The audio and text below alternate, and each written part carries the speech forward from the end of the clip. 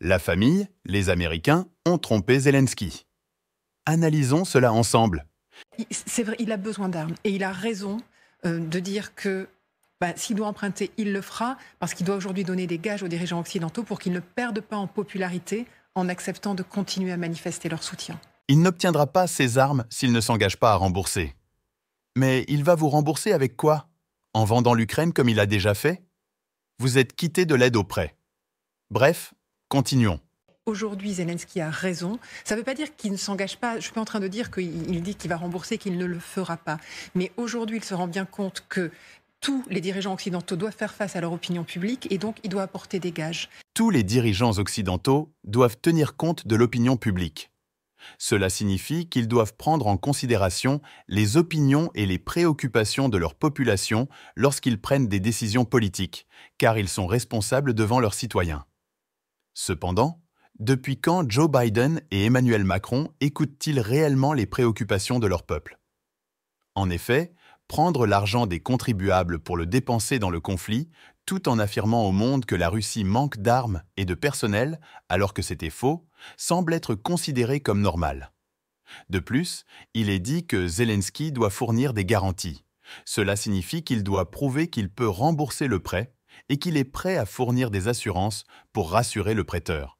Mais quelles seront ces garanties alors que vous lui aviez promis la victoire et qu'il y croyait au point de déclarer matin, midi et soir que l'Ukraine vaincra la Russie? C'est vrai, il a besoin d'armes et il a raison de dire que s'il doit emprunter, il le fera parce qu'il doit aujourd'hui donner des gages aux dirigeants occidentaux pour qu'ils ne perdent pas en popularité en acceptant de continuer à manifester leur soutien. Il doit donner des gages aux dirigeants occidentaux pour qu'ils ne perdent pas leur popularité en acceptant de manifester leur soutien. Donc aujourd'hui, l'élite occidentale craint pour son image publique. On parle de crédibilité d'électorat. En fait, l'Occident reconnaît leur défaite en Ukraine. Zelensky a perdu. Il faisait qu'à sa tête, résultat, il va devoir emprunter ou négocier. De plus, les élections approchent en France et aux États-Unis. Qui va continuer à soutenir Zelensky? Imaginez si Macron et Biden ne sont plus au pouvoir. Zelensky aurait vraiment intérêt à changer de camp tant qu'il en est encore temps. Aujourd'hui, nous travaillons sur 3 plans. Des plans détaillés, énergie, sécurité alimentaire et échange. Et je suis sûr que nous résoudrons ces questions. Au moins, nous préparerons un plan détaillé. Cela se fera dans un avenir proche. Nous développerons également tous les autres points de la formule de paix. Il est très important pour nous de préparer puis de présenter un plan pour mettre fin à la guerre qui sera soutenu par la majorité du monde. C'est la voie diplomatique sur laquelle nous travaillons. Comme vous venez de le voir, Zelensky exprime de manière urgente son désir de négocier la paix avec Poutine. Cette vidéo montre à quel point la situation est critique et combien il est crucial pour lui de trouver une solution diplomatique. Avec les élections imminentes en France et aux États-Unis, et l'incertitude sur le soutien futur, il est clair que Zelensky doit agir rapidement pour sécuriser l'avenir de son pays. Alors, nous venons de constater à quel point la situation est complexe et urgente pour Zelensky, qui aspire à négocier la paix avec Poutine. Pendant ce temps, la Russie poursuit son offensive et prépare la production d'armes interdites, comme le démontre cette analyse de la chaîne LCI. Cette situation souligne l'importance d'envisager sérieusement la négociation comme une option cruciale pour l'Ukraine. Écoutons maintenant. Il semble que nous devons commencer à produire ces systèmes de frappe. Et ensuite, en fonction de la situation réelle, prendre des décisions sur l'endroit où les placer, si cela est nécessaire, pour assurer notre sécurité. Bon, qu'on comprenne bien, avant de se pencher sur justement ce qu'est cette arme, Général Trinquant, pourquoi est-ce que ces armes dont il parle sont interdites à l'heure actuelle pour la Russie? Alors, je reviens sur ce que vous avez dit, il s'agit d'armes nucléaires. Hein. Oui, bien d'accord. C'est des armes nucléaires à moyenne portée qui avaient été interdites après un accord. On rappelle que c'était des armes qui concernaient essentiellement l'Europe, en fait, hein, donc que ce soit à l'ouest ou à l'est. À l'époque, rappelons que nous avions aussi des armes nucléaires de courte portée, hein, le Pluton et le Hadès.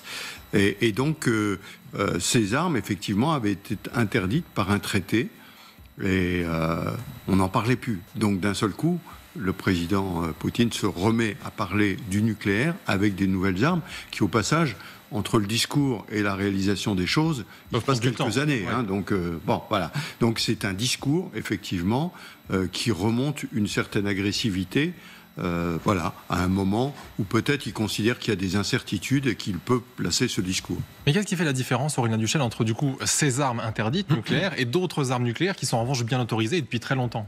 Il y a à la fois le vecteur et la portée. On parle d'armes entre 500 et 2500 km de portée, pour ça qu'on parle de portée intermédiaire. Et le traité de 1987 qui les proscrit, c'était d'une part la portée, mais aussi le type de vecteur. Ce sont des armes terrestres, c'est-à-dire que par exemple les armes aériennes tirées depuis des avions ou les armes tirées par des sous-marins nucléaires ne sont par définition pas concernées. On parle d'armes terrestres. C'est d'ailleurs peut-être une des raisons aussi qui peut pousser les Russes à vouloir relancer cette production, c'est qu'on parle depuis 2019 au moment où les États-Unis de Donald Trump ont dénoncé le traité de 1987, ils disent les Russes ont relancé la production notamment du 9M729 qui est justement un missile qui a soi-disant une portée inférieure à 500 km, très probablement beaucoup plus, ce qui était en violation de ce traité. Et une des raisons pour lesquelles les Russes avaient apparemment relancé la production de ce genre de missile, il y a des raisons industrielles tout simplement. C'est que dans leur triade nucléaire, nous on n'a que la dissuasion aérienne et celle des sous-marins, eux ils ont encore le terrestre, et bien il fait qu'ils réinvestissent davantage leur dissuasion terrestre, la composante terrestre. Donc ce sont potentiellement des considérations industrielles et de maintenance de capacité qui dictent ce choix qui a des conséquences bien au-delà évidemment de l'industrie russe. Général, vous avez mentionné un accord en effet, sauf qu'aujourd'hui la Russie elle dit tout simplement cet accord qui a été passé il y a très longtemps lors de la guerre froide, il est tout simplement caduc aujourd'hui. Aujourd'hui, nous examinerons la question des mesures ultérieures de la Fédération de Russie concernant notre moratoire unilatéral sur le déploiement de missiles terrestres de moyenne et courte portée. Comme vous le savez, il y a quelques années, les États-Unis, sous un prétexte farfelu, se sont retirés de ce traité et ont annoncé qu'ils produiraient de tels systèmes de missiles. Nadezhda Koutepova, le nucléaire, c'est votre spécialité, le droit aussi, ça tombe bien. Est-ce qu'il dit vrai, là, Vladimir Poutine? Est-ce qu'effectivement, les États-Unis ont enfreint les règles, ce qui permettrait aujourd'hui à la Russie de casser, là aussi, cette règle qui a été dictée il y a très longtemps?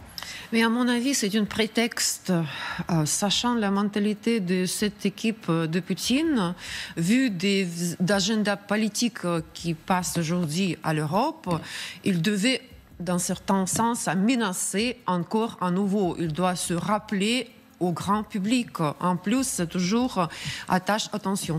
Mais pour moi, il y a deux points qui sont importants, qui ne sont pas peut-être visibles de première vue.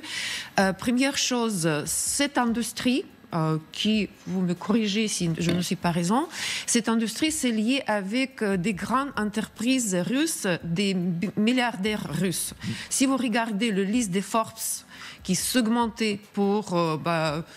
il y a beaucoup de gens qui gagnent avec cette guerre, y compris l'industrie de métallurgie qui fait ces armes de grande... Donc à travers ça, Poutine fait aussi du bien à l'industrie russe, c'est ça? Exactement, mais l'industrie russe maintenant, c'est basé sur cette richesse des gens qui gagnent l'argent avec la guerre. Et deuxième chose importante, c'est aussi montrer aux Russes... on peut appuyer sur le même bouton, parce que c'est toujours une mentalité soviétique menacée nucléairement. Ouais. Alors c'est un jeu politique dans ces propos. Il n'y a que ça qui compte en effet. Aline Lebecq-Reimer.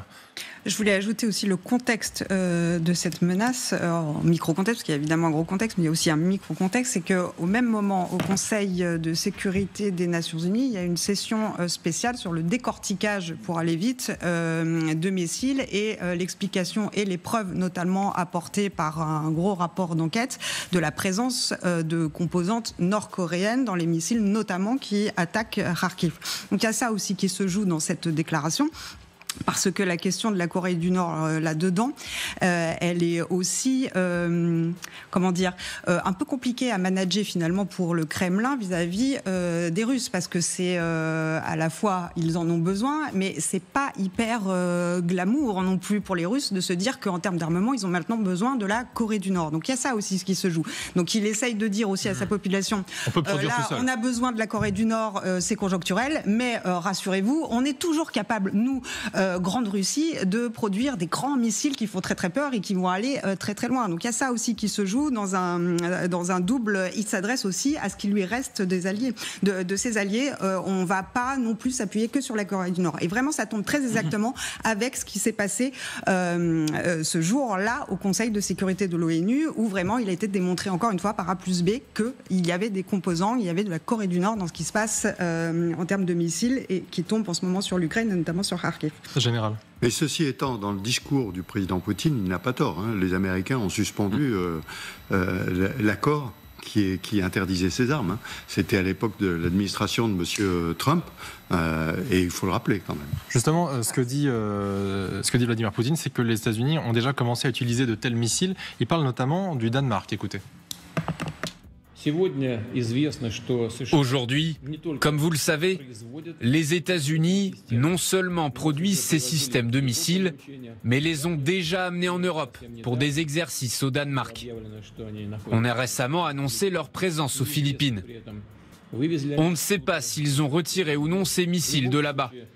Quoi qu'il en soit, nous devons réagir à cette situation et prendre des décisions sur ce que nous devrons faire ensuite dans ce domaine.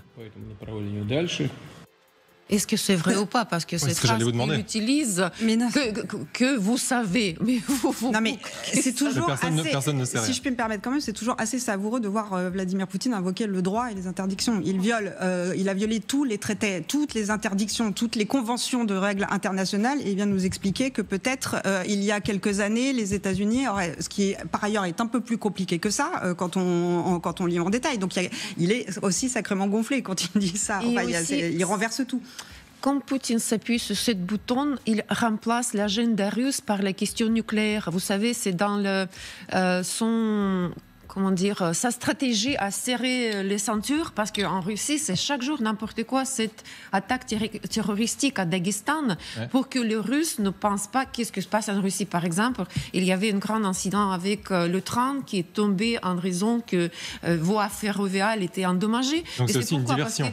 Exactement, c'est pas une diversion, mais ça nous montre que le système de traitement des choses communes ne sont pas bien financés, et comme des conséquences, ça passe quelque chose. Et tandis que Poutine annonce menace nucléaire comme la chose primordiale pour des Russes, que c'est pas vrai, mais c'est bien, ça fonctionne bien sur la mentalité russe. Aurélien Duchesne, quand il parle justement de ces missiles présents au Danemark, missiles américains au Danemark, est-ce que c'est sûr, c'est avéré? Est-ce que c'est possible, ou est-ce que c'est tout simplement hors de question et qu'il n'est absolument pas avéré qu'il y ait une présence de ces missiles justement sur le sol européen? Déjà, il n'a pas parlé du type précis de missile en question, parce qu'à ce moment-là, si on prend par exemple les têtes nucléaires qui sont basées en permanence dans le cadre du nucléaire sharing, du partage nucléaire de l'OTAN, il y en a de tout temps en Allemagne et en Turquie. Ce sont des armes qui ne sont pas concernés par le traité qui a été dénoncé par les Américains, c'était des armes aériennes. Là, rien ne nous dit que c'est pas ce genre d'armes, par exemple, qui aurait été employé par les Américains dans des exercices. La deuxième chose est que si on remonte vraiment le fil, c'est à partir de 2014 que les Américains commencent à dénoncer le traité. Pourquoi? Et ils l'ont fait pour de bon juridiquement en 2019, parce qu'ils reprochaient aux Russes d'avoir non seulement recommencer à construire des types de missiles et de lanceurs qui étaient interdits, mais aussi de les déployer potentiellement dans l'exclave de Kaliningrad, entre la Pologne et la Lituanie. Donc, s'il fallait remonter le fil, ce serait les Russes qui auraient recommencé. C'est un peu une redite du scénario de la crise des euromissiles de 1987, celle qui a conduit justement à signer ce traité contre les forces nucléaires intermédiaires. Et enfin, très brièvement, quand vous évoquiez l'aspect industriel, effectivement, quand on regarde des gens comme le patron du conglomérat Rostec, monsieur Sergei Chemezov, ce sont des gens effectivement qui ont des intérêts directs dans les industries nucléaires, y compris militaires. Donc encore une fois, je pense que si les Russes devaient, et rien ne dit qu'ils vont le faire, relancer la production de ce type de missiles, il y a vraiment tout simplement des questions industrielles internes. Il faut redémarrer la machine. Merci d'avoir suivi la vidéo. La situation actuelle en Ukraine est extrêmement complexe et dangereuse. Tandis que Zelensky cherche désespérément à négocier la paix, la Russie continue de renforcer son arsenal militaire. Alors, que pensez-vous de la situation?